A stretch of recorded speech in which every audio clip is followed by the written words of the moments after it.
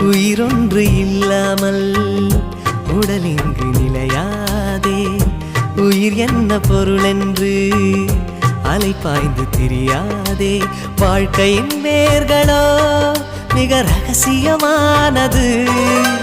ரகசியம் காண்பதே நம் அவசியமானது. தேடல் உள்ள உயிர்களுக்கே தினமும் பசி இருக்கும். தேடல் என்பது உள்ளவரை வாழ்வில் ருசி இருக்கும். பாடல் போல தேடல் கூட ஒரு சுகமே. இசை பாடி வரும் இளம் காற்றுக்கு உருவமில்லை. காற்றலை இல்லை என்றால் ஒரு பாட்டொலி கேட்பதில்லை. ஒரு காலம் வருகையில் உள்ளம் கொள்ளை போகுதே.